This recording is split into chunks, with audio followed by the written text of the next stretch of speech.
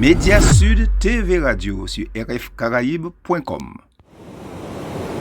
Premier changement qui n'en est pas vraiment un, c'est le versement de la prime de Noël pour aider certaines familles à boucler les fins de mois avant les fêtes de fin d'année, qui aura lieu à partir du 16 décembre. C'est une prime qui est destinée aux personnes qui touchent certaines aides sociales, comme par exemple le RSA, qui est destiné aux personnes sans ressources ou avec des très faibles revenus, ou encore l'ASS, l'allocation de solidarité spécifique. Pour vous donner une idée des montants, voici ceux de l'année dernière. Par exemple, une personne seule sans enfant touchait 152,45 €, un couple sans enfant touchait 228,68 € et un couple avec un enfant touchait 274,41 €. Au-delà de 4 enfants, faut ensuite compter 82,32 € par enfant supplémentaire si on est célibataire et 60,98 € si on est en couple. Alors ça fait beaucoup de chiffres là, mais il n'y a aucune démarche à faire, elle est versée automatiquement par la CAF à ceux qui y ont droit. Deuxième changement, c'est le remboursement intégral des fauteuils roulants par la sécurité sociale qui sera effectif à partir du 1er décembre. Faut savoir qu'environ 150 000 personnes font l'acquisition d'un fauteuil roulant chaque année en France, selon le gouvernement. Sauf qu'actuellement, l'assurance maladie rembourse qu'une partie du coût des fauteuils roulants, surtout lorsqu'il s'agit de modèles très spécifiques pour des handicaps complexes. Résultat, les personnes concernées doivent solliciter plusieurs organismes comme les mutuelles ou les collectivités,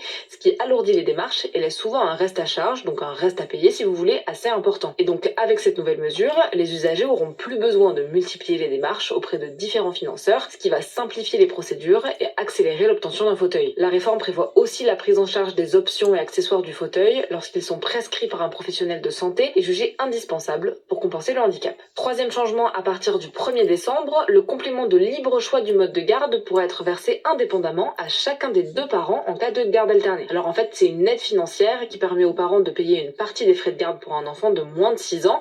Et jusqu'ici, même si les deux parents employaient un professionnel pour la garde de leur enfant, un seul d'entre eux pouvait toucher cette aide. Alors il y a quand même des conditions, vous les trouverez toutes sur le site de la CAF. Il faut notamment que les parents fassent garder leur enfant par un ou une assistante maternelle agréée ou une garde d'enfant à domicile. En tout cas, le parent qui percevait déjà cette aide n'aura rien à faire et l'autre devra faire la demande auprès de la CAF. Quatrième changement, et pour le coup c'est une obligation qui va entrer en vigueur à partir du 31 décembre pour tous les nouveaux contrats d'assurance vie et de capitalisation, les assureurs devront désormais actualiser leur devoir de conseil pendant toute la durée du contrat et plus uniquement au moment de la souscription. Alors pour être très clair, un contrat d'assurance vie c'est un placement dans lequel vous mettez de l'argent que l'assureur fait fructifier et qui peut être récupéré ensuite. Jusqu'ici, quand vous signez un contrat d'assurance vie, l'assureur devait vous conseiller mais seulement au moment de la souscription. Donc par exemple, vérifiez juste que le contrat vous correspond, vous proposer des placements adaptés et vous avertir des risques. Mais donc maintenant, à partir du 31 décembre pour les nouveaux contrats, l'assureur devra vous recontacter régulièrement. Par exemple, pour vérifier que votre contrat vous correspond toujours à vos besoins et vous proposer des ajustements. L'objectif du changement, c'est donc de mieux adapter les contrats aux besoins réels des épargnants. Cinquième changement, ce mois de décembre marque la date limite de paiement de la taxe d'habitation sur les résidences secondaires qui doit être réglée avant le 15 décembre en cas de paiement physique et avant le 20 décembre pour un paiement en ligne. Pour les propriétaires qui ont choisi le prélèvement à l'échéance, donc qui autorise les impôts à prélever automatiquement le montant dû le jour exact de la date limite du paiement, sans avoir à faire le paiement eux-mêmes, en gros, seront débités au plus tard le 29 décembre. Ce même calendrier va s'appliquer également à la taxe sur les logements vacants, c'est une taxe de l'État dans les zones où il manque des logements, et à la taxe d'habitation sur les logements vacants, c'est une taxe locale décidée par la mairie dans des communes qui veulent lutter contre la vacance. Et d'ailleurs, tant qu'on est dans les impôts, voici deux dates à retenir. La première, c'est celle du 6 décembre, la date limite pour ajuster si besoin votre taux de prélèvement à la source afin que votre impôt sur le revenu 2026 corresponde à votre situation réelle. Et la deuxième, c'est le 3 décembre, la dernière limite pour corriger en ligne votre déclaration d'impôt 2025 sur les revenus 2024.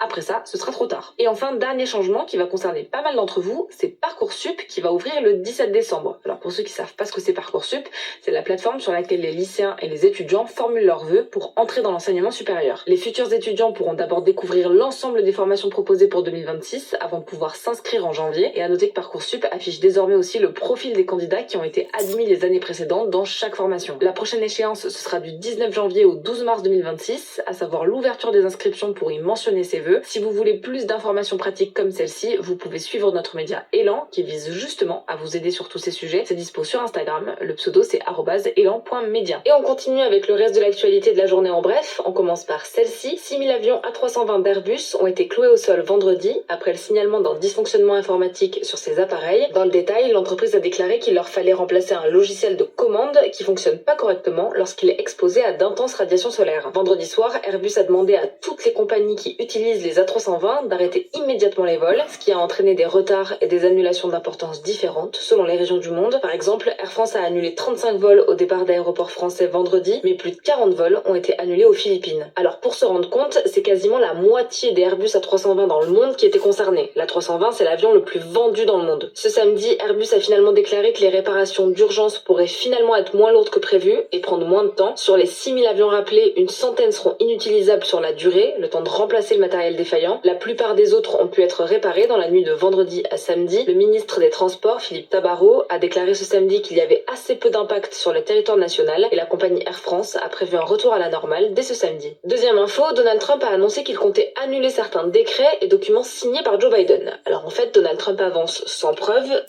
Média Sud TV Radio sur rfcaraïbe.com.